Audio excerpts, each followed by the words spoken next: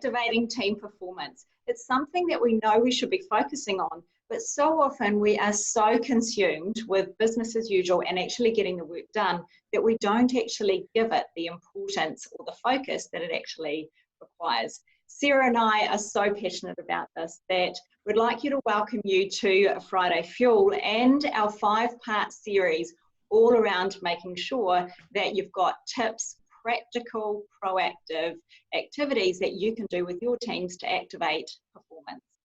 This week, we're going to be kicking off around the sense of belonging, making sure that you're creating an environment where your team are extremely clear on what is actually required within their team, so they've got a really beautiful connection to their team, the values and the behaviours, so they actually want to come to work and they are very proud of their particular team. So we're really excited to share with you today our first practical tip, and it's an adaptation of Simon Sinek's left list, right list exercise. So all of you fans out there of Simon and Sinek, you'll probably have seen this exercise done before. And we've just put a little bit of our own flavour on it because we really wanted to focus this part of our series around team culture and creating that sense of belonging and connection within our teams. So the exercise goes like this. You have a piece of paper. Every person in your team has a piece of paper. You fold it in half, and on the left-hand side, you write down 1 to 5, and on the right-hand side, you have 1 to 5 as well.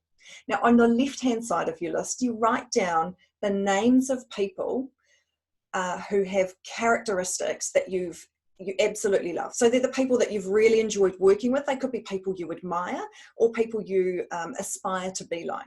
Now, on the right-hand side, you have people who you've perhaps not enjoyed working with, or it's that person when the phone rings and you see the caller ID and you think, oh, it's them. Now, they're not bad people. They're just people that you perhaps haven't gelled with within the work environment.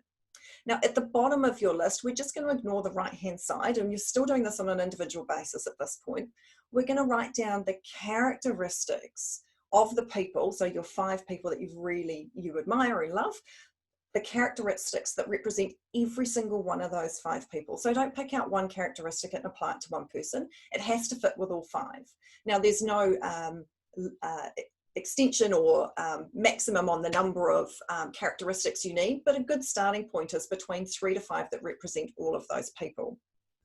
Then what you do as a team is you plot all of those names up on a whiteboard and you start grouping them. Then as a team, you facilitate a team discussion, you start refining them down, refining them down, and they often then become part of what your team values look like. Usually what also happens at this point is there's going to be one word that just feels bigger than a lot of those other words.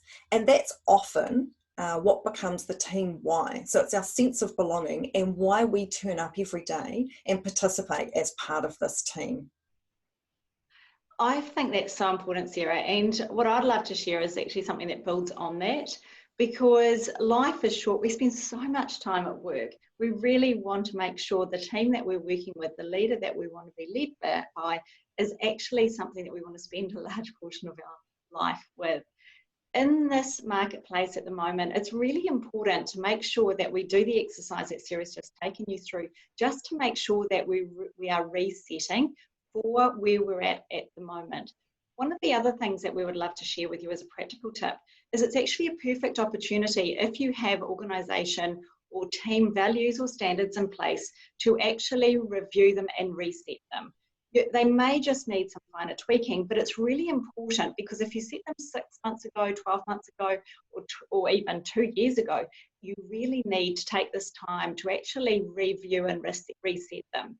If you've got them in place in the organisation, or what we require you and really suggest that you do at the moment is actually take them down to team level. We might not be able to get the organisation to do a full change, but what you can do is from a team level say, right, for this organisational value, how do we take that and how do we live and breathe it on a daily basis?